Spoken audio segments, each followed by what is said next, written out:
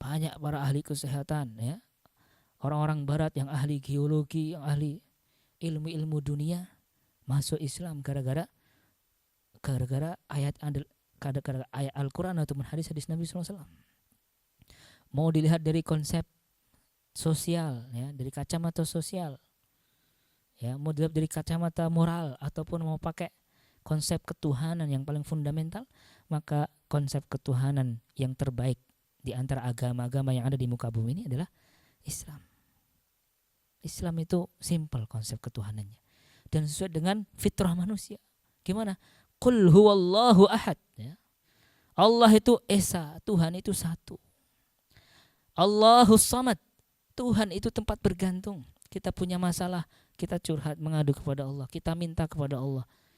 Tempat kita minta ampun atas dosa-dosa kita, tempat kita berdoa, itulah Tuhan. Allahus samad, ya. Lam yalid walam yulad, tidak beranak dan tidak diperanakkan, itulah Tuhan. Walam yakul lahu kufuwan ahad. Yang keempat adalah Allah itu, Tuhan itu tidak ada satupun yang bisa menandinginya. Ya. Kalau di dalam agama Kristen, ya kan, ketika Yesus, ya, pernah berdoa,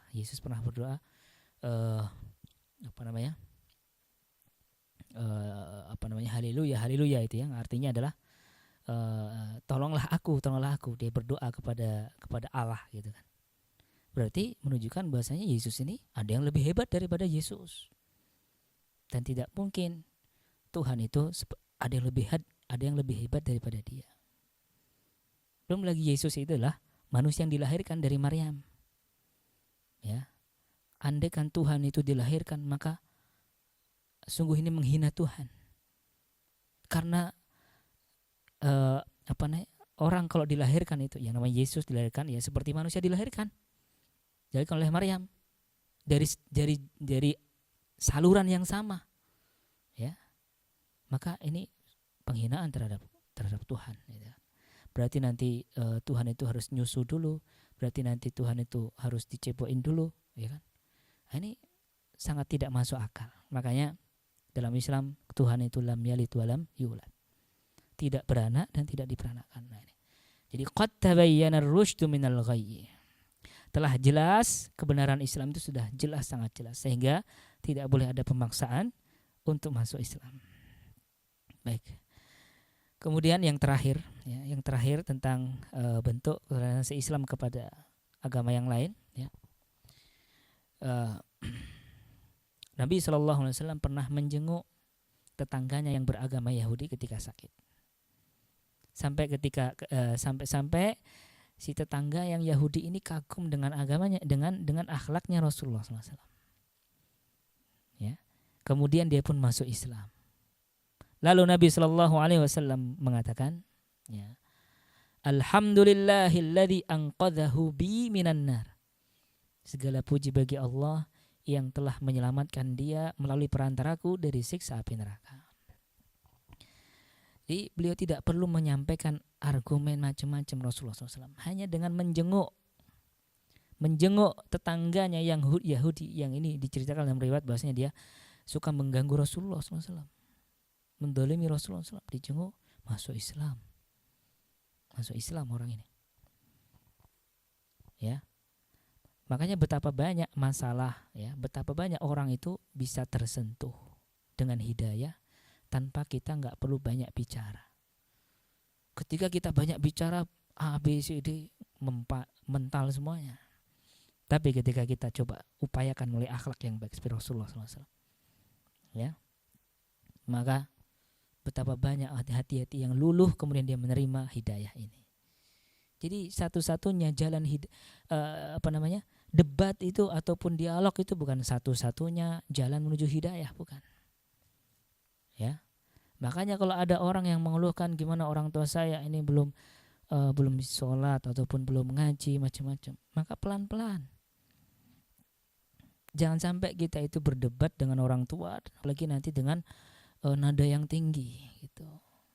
Kalau ketika bicara dengan orang tua, maka bukan dalam suasana yang debat kemudian juga membawa emosional, ya kan. Ya, tunjukkan akhlak yang baik. Kemudian nanti ketika hati orang tua kita sudah terbuka, baru kita bisa pelan-pelan memasukkan. Gitu. Ini Rasulullah SAW. Ya. Kalau kita baca sirah beliau, maka banyak orang-orang musyrikin itu masuk Islam itu bukan melalui metode dialog beliau dengan mereka. Sedikit sekali yang masuk Islam itu dengan cara dialog dengan Rasulullah SAW. Paling banyak dengan akhlak beliau. Ya. Sampai-sampai ada seorang pemuka kaum yang memusuhi Nabi SAW. Lalu kemudian oleh Nabi dibalas dengan apa? Ketika si pemuka kaum ini butuh harta, maka Nabi SAW beri bantuan dia dengan apa? Asyah baina jabalain. Diberi semua kambing beliau yang ada di antara dua gunung. Itu diberikan kepada orang kafir ini. Sampai-sampai kemudian beliau kembali ke kampungnya mengatakan kepada masyarakatnya, ya qaumi, aslimu. Wahai kaumku, masuk Islamlah kalian. Karena sesungguhnya fa inna Muhammadan ya qad a'ta malam yakhshal faqah. Beliau telah memberikan harta-hartanya dengan sangat dermawan dan beliau tidak pernah merasa khawatir miskin. Masuk Islam. Nah itu. Baik, inilah para jamaah sekalian beberapa wujud ya, gambaran ya, toleransi yang diberikan Islam kepada orang-orang kafir. Sehingga kita tidak perlu lagi untuk membuat bentuk-bentuk toleransi lain yang itu mencemari akidah kita. Cukup kita dalam bertoleransi ya, ketika kita melihat beberapa wujud toleransi Islam ini, itu semuanya berkaitan dengan muamalah ya, berkaitan dengan hubungan sosial. Ya, dengan bertetangga, dengan akhlak yang baik, menjenguk, memberi bantuan orang kafir, ya kan, tidak menyakiti, tidak menzalimi, gitu. Itulah yang disebut dengan toleransi. Bukan toleransi itu kita mencampur andukkan antara yang hak dan yang batil, antara iman dengan kekufuran, bukan itu toleransi. Ya, orang-orang kafir nggak butuh kita seperti itu. Ya, seperti contohnya misalnya mengucapkan selamat Natal. Orang-orang kafir mereka tetap bahagia walaupun kaum muslimin tidak bilang selamat Natal. Mereka nggak butuh itu. Makanya kita banyak mendapati di Twitter ya kan, orang mereka sendiri mengatakan kita sebenarnya nggak butuh dengan seperti itu. Silahkan kalian berjalan sesuai agama kalian. Mereka justru lebih paham. Mereka justru mengamalkan lakum dinukum waliyadin. Bagimu agamamu, bagiku agamaku. Tapi sebagian kaum muslimin justru ya lakum dinukum wa dinukum dini. Di balik ayatnya ya. Ya, bagi kalian agama kalian dan agama kalian juga agamaku gitu. Dicampur adukkan. Jadi kaum muslimin yang mereka tidak mengucapkan selamat Natal ya kepada kerabat mereka sekalipun ketika berhari raya Natal, bukan berarti mereka tidak bertoleransi ya. Bukan berarti kita kehilangan cara bertoleransi ya. Karena toleransi itu bukan seperti itu. Dan jelas yang namanya ucapan selamat Natal itu menyangkut keimanan ya, karena selamat Natal di hari Natal itulah hari di mana Tuhan selain Allah itu disembah secara besar-besaran, secara bersamaan di seluruh dunia. Ya, kalau kita memberikan selamat kepada mereka, selamat bernatal, berarti itu lebih parah daripada seorang mengatakan selamat berzina ya, selamat berkorupsi. Karena kerusakan korupsi, kerusakan zina tidak lebih besar daripada kerusakan kekufuran atau kesyirikan. Yang Allah sampai katakan, laqad ji'tum syai'an iddah takadus samawati yatafattarna min. Kalian telah mengungkapkan ucapan yang sangat batil, yang hampir-hampir ya, langit itu pecah, bumi itu hancur ya. Gunung-gunung itu terangkat gara-gara anda'au lirrahmani walada. Ketika kalian mengatakan Tuhan itu memiliki anak. Hampir semesta ini hancur kaget dengan ucapannya yang seperti itu, yang menunjukkan betapa batilnya gitu. Ya, kalau seorang mengatakan selamat Natal, maka kelazimannya apa? Selamat Tuhan punya anak ya. Selamat menyembah anak Tuhan gitu. Yang jelas-jelas dinyatakan tegas, ini perkara yang besar, perkara yang sangat batil ya. Langit saja mendengar nggak kuat ini. Ini sangat batil sekali. Langit saja hampir pecah gitu kan. Allah juga jelas mengatakan kekafiran mereka, laqad kafara alladziina qalu innallaha tsalitsu tsalatsa ya. Sungguh telah kafir orang-orang yang mengatakan Allah itu di antara satu, Allah itu adalah di antara satu dari tiga Tuhan. Baik, mungkin demikian yang bisa kami sampaikan para jamaah sekalian. Kurang lebihnya kami mohon maaf. Semoga apa yang kita simak pada sore hari ini dicatat menjadi amal kebaikan untuk kita yang dapat memberatkan timbangan kita di hari kiamat nanti. Wassallallahu ala nabiyyina Muhammadin wa ala alihi wasallam wa akhiru da'wana alhamdulillahirabbil alamin. Ada tanya jawab nih? Biasanya ada tanya jawab atau tidak panitia? Bapak-bapak ada yang bertanya? Kami persilahkan. Iya. Ada yang mau bertanya? Monggo, silakan Pak. Waalaikumsalam warahmatullahi wabarakatuh. Amin amin. Yang pertama tentang menikahi wanita Nasrani dan Yahudi tadi. Apakah itu ada kriterianya? Kemudian yang kedua atau syarat-syaratnya gitu. Kemudian yang kedua tentang menerima memakan sembelihan dari orang Yahudi dan Nasrani. Nah, itu orang Yahudi yang Nasrani itu apakah ada kriterianya seperti apa gitu? Karena kan sekarang itu atau kalau prakteknya hari ini itu agamanya seperti Kristen atau apa gitu loh, Nasrani itu seperti apa gitu. Karena tetangga saya itu kalau Natal tuh sering ngasih makanan ke kita gitu. Demikian. Assalamualaikum warahmatullahi wabarakatuh. Waalaikumsalam warahmatullahi wabarakatuh. Baik.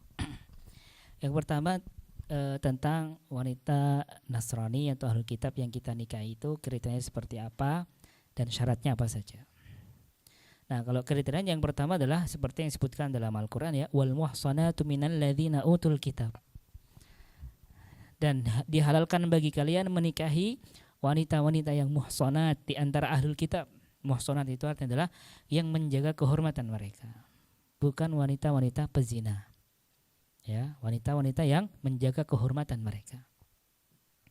Kemudian syarat-syaratnya adalah menikah dengan mereka dengan cara Islam, bukan cara mereka. Gitu.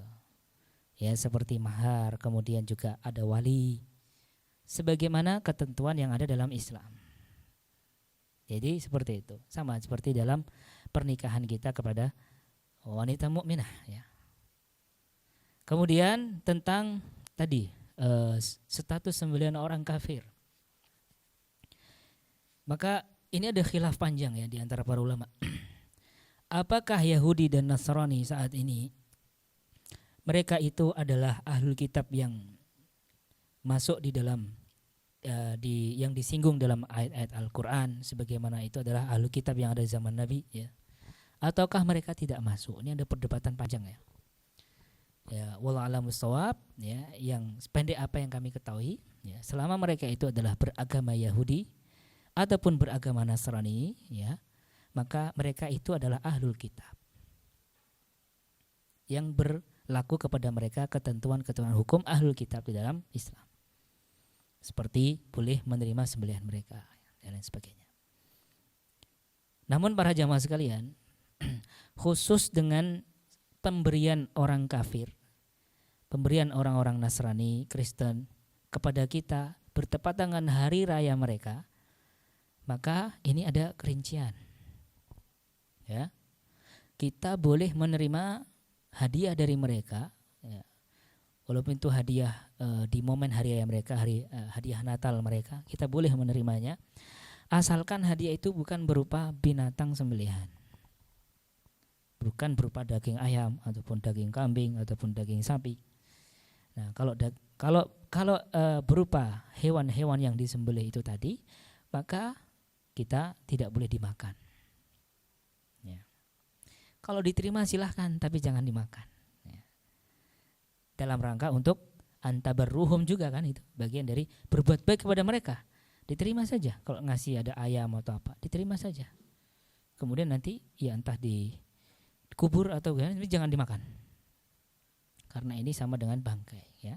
Kenapa seperti itu? Karena kata para ulama, kalau itu diberikan di bertepat dengan hari raya mereka, besar kemungkinan itu mereka menyembelihnya bukan nama Allah, tapi atas nama Tuhan-Tuhan kesyirikan mereka. Seperti itu. Kalau menerima hadiah selain itu maka boleh, silahkan. Ya. Kalau memberi hadiah maka hukumnya haram secara mutlak. Memberi hadiah kepada orang kafir bertepatan momen hari raya mereka, maka itu haram secara mutlak. Kalau menerima hadiah boleh. Kenapa? Karena kalau dalam menerima hadiah itu masuk ke dalam berbuat bir, ya, berbuat itu bagian daripada berbuat baik kepada mereka. Tapi kalau memberi hadiah kepada mereka, maka masuk ke wala ta'awanu 'alal itsmi wal 'udwan, itu masuk ke tolong menolong di dalam kekufuran atau perbuatan buruk, itu tidak boleh. Wallahu a'lam bishawab. Mungkin dari atas ini ada pertanyaan. Oh ya, ada pertanyaan nih. Baik, ini pertanyaan. Assalamualaikum Ustaz. Waalaikumsalam warahmatullahi wabarakatuh. Bagaimana hukum datang ke rumah nenek yang merayakan Natal, sedangkan banyak saudara berkumpul di sana? Apakah kita boleh ikut datang untuk menghormati nenek? Ya. Semoga Allah SWT memberikan hidayah kepada nenek beliau untuk masuk Islam, untuk merasakan indahnya Islam sebelum bertemu dengan ajal beliau. Hukum saling mengunjungi ataupun berkunjung ke rumah kerabat kita yang kafir ketika bertepatan dengan momen hari raya mereka, maka hukumnya tidak boleh. Karena dalam tindakan tersebut terdapat unsur ikut memeriahkan, ikut merayakan hari raya mereka, dan itu tidak boleh. Allah mengatakan tentang ciri-ciri penduduk surga, wala yashhaduna az-zur wa idza marru bil-lagwi marru kirama, dan mereka orang-orang penduduk surga itu adalah tidak menghadiri az-zur. Az-zur itu maksudnya adalah perayaan orang-orang kafir. Tidak ikut serta memeriahkan hari raya orang-orang kafir. Itulah ciri penduduk surga. Nah, seperti ini adalah tentu saja masuk ke dalam memeriahkan hari raya mereka. Ya, apalagi di Indonesia itu saling mengunjungi, ya. Itu kalau dalam di Indonesia disebut apalagi di Jawa, ya, namanya ujung atau badan, ya. Itu adalah cara masyarakat kita mengekspresikan hari raya seperti itu, kan. Saling mengunjungi ketika hari raya Idul Fitri itu. Ya, sehingga hari raya itu menjadi lebih meriah dengan saling bersilaturahmi seperti itu. Maka tidak dilakukan bahwa seperti ini adalah bagian dari ikut memeriahkan, ya, hari raya mereka. Bukan berarti kita dilarang untuk mengunjungi nenek kita yang masih kafir, bukan. Kalau mengunjungi beliau maka silahkan, tapi di lain waktu, ya, di luar momen perayaan hari raya mereka. Kalau bertepatan dengan tanggal 25 ini sampai nanti pertengahan Januari, ya, biasanya itu masih momen-momen apa? Momen-momen Natal. Cobalah nanti bulan Februari, bulan Maret, masih banyak bulan, ya. Kita bisa untuk mengunjungi mereka. Jadi Islam tidak melarang silaturahmi. Islam mengatakan wasahibhuma fid dunya ma'rufa, tetap menjalin hubungan baik kepada orang tua kita yang kafir, tapi tidak dengan bertepatan dengan perayaan mereka. Kemudian berikut adalah kalau orang tua kita Islam tapi mereka susah untuk melaksanakan sholat, bahkan tidak pernah sholat, apakah tergolong kafir? Dan apakah seorang ayah yang tidak pernah sholat bisa menjadi wali saat pernikahan anaknya? Nah, ini kembali kepada pembahasan tentang hukum orang yang meninggalkan sholat. Para ulama memberikan rincian, untuk orang yang tidak pernah sholat sama sekali maka dia kafir, walaupun dia berKTP muslim. Maksudnya tidak pernah sholat sama sekali adalah tidak pernah sholat 5 waktu. Jadi sholatnya mungkin, ya, dia sholat Id, sholat sunnah kan itu. Maka orang yang seperti ini tidak pernah sholat wajib sama sekali maka dia kafir. Tapi kalau orang yang sholatnya kadang dia sholat, kadang kalau dia hari ini dia sholatnya duhur, asar, maghrib, isanya enggak gitu, maka para ulama berbeda pendapat seperti itu. Ya, para ulama berbeda pendapat. Ya. Namun pendapat yang dipilih oleh Syekh Ibnu Utsaimin rahimahullah taala untuk orang yang seperti itu yang kadang-kadang sholat kadang-kadang enggak, maka beliau mengatakan imannya berada dalam bahaya. Imannya berada dalam bahaya. Hampir-hampir dia terjatuh ke dalam kekufuran. Itu. Ini berkaitan dengan orang yang meninggalkan sholat. Kemudian juga yang ketiga adalah orang yang meninggalkan sholat karena tidak meyakini kewajiban sholat, maka ini jelas kafir.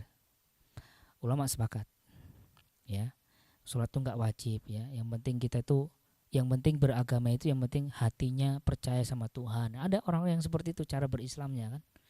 Yang penting kita tuh nggak nyuri, nggak sholat nggak apa-apa. Nah, ini bisa kafir yang seperti ini. Walaupun dia sholat 5 waktu, kafir, bisa kafir. Ya. Nah, kemudian berikutnya tentang yang tadi meninggalkan sholatnya karena malas-malesan,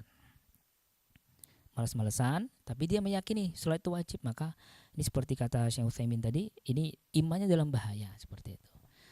Ya, namun maka perkara sholat ini tidak main-main ya. Ini sampai dikatakan oleh salah seorang tabi'in nama Abdullah bin Syakik, beliau pernah mengatakan, laqaitu 30 min ashabi Rasulullah SAW. Saya bertemu 30 sahabat Nabi, dan mereka tidak berpendapat ada orang meninggalkan amalan badan, amalan zahir, kemudian dia bisa kafir kalau meninggalkan amalan itu, kecuali orang yang meninggalkan sholat. Biasanya kafir itu berkaitan dengan keyakinan ya, berkaitan dengan iman. Dia nggak percaya sama Allah, nggak percaya sama malaikat, ya kan, nggak percaya hari kiamat. Jelas ini kafir. Tapi ada, ya, kata beliau nih, ya, orang-orang yang bisa kafir karena meninggalkan amalan badan, yaitu sholat. Ya. Makanya perkara sholat ini berat. Baik, ini berkaitan dengan orang tua kita ketika dia belum melaksanakan sholat, ya, kita berusaha tetap untuk berdakwah dan menasihati orang tua kita, ya. Kalau kemudian menjadi wali, ya, untuk lebih amannya, ya, tetap wakilkan, ya, bisa diwakilkan kepada KUA, ya kan, walaupun dengan kehadiran ayahnya, kemudian nanti bisa dengan diwakilkan kepada KUA. Wallahu a'lam bishawab. Dan wakil itu nggak harus KUA, ya, siapapun bisa, yang penting dia adil, misalnya ustadznya ataupun gurunya atau tokohnya itu bisa jadi wakil nikah, itu bisa, siapapun bisa. Kalau di negara kita wakil nikah itu adalah dari pemerintah, ya, dari KUA, ya. Baik, kemudian bagaimana Ustadz hukumnya mengucapkan selamat Natal bagi pemimpin Islam seperti presiden atau gubernur? Nah, ini saya nggak tahu nih gimana cara jawabnya, ya. Kalau kita kembali kepada hukum asalnya, ya, tidak boleh mengucapkan selamat Natal, ya, baik dia itu pemimpin ataupun yang bukan pemimpin.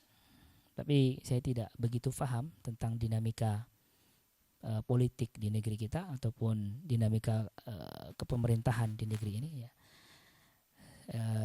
Saya tidak bisa menjawab untuk saat ini, ya. Wallahu a'lam bishawab. Tapi kalau mau aman, ya, tetap kita menghindar, ya. Kita menghindar, ya, tidak mengucapkan ucapan ini apapun status kita, dan kita bisa membayarnya dengan tetap berbuat baik, ya. Artinya kita amal itu prasangka buruk kepada Islam dengan kita tidak mengucapkan selamat Natal dan lain sebagainya, dengan kita bertoleransi dengan cara yang berada dalam koridor Islam, yaitu dengan berakhlak yang baik, tetap bermuamalah yang baik kepada mereka. Baik, demikian saja, ya, pertanyaan dan juga kajian kita pada malam hari ini. Marilah kita tutup dengan membaca doa kafaratul majlis. Subhanakallahumma bihamdika asyhadu an la ilaha illa anta astaghfiruka wa atubu ilaik. Wassalamualaikum warahmatullahi wabarakatuh.